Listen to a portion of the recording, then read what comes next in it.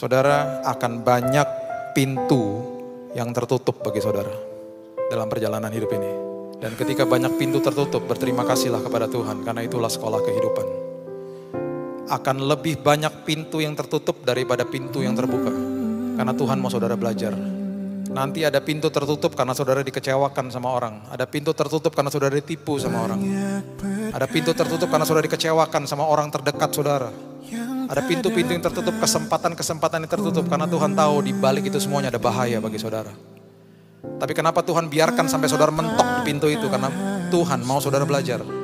Belajar ngampuni, belajar menangani kekecewaan, belajar untuk betul-betul tidak punya kepahitan dalam hidup ini. Belajar dan belajar dan belajar, dan nanti ketika saudara siap setelah pembelajaran itu, ada 1-2 pintu yang terbuka. Dan itu breakthrough, dan itu terobosan. Dan ketika saudara buka, saudara melihat hal-hal yang saudara tidak pernah pikirkan sebelumnya. Kok bisa Tuhan saya dapat ini? Tapi di saat itu saudara sudah siap.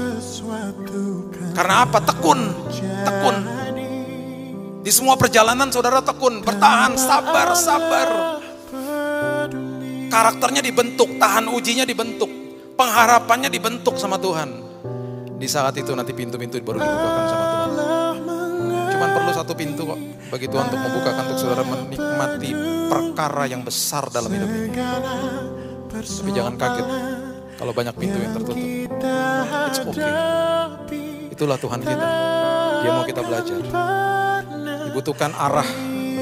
Dan oleh sebab itu makanya kapal itu bisa diarahkan dengan setirnya. Kalau kapal itu bergerak, baru bisa dibuat ke kanan atau ke kiri. Kalau enggak ya diam aja. Setirnya kita belok-belokin, kapalnya diam aja, statis. Tapi ketika kapal itu mulai bergerak, diarahkan ke kanan ke kiri, dia akan ikut. Bergeraklah bersama-sama dengan Tuhan. Makanya Tuhan kasih tahu itu arahnya ke sana, udah jalan aja. Di dalam tes seperti ini, yang dibutuhkan bukan penjelasan Tuhan, tapi pimpinan Tuhan. Pimpinan Tuhan.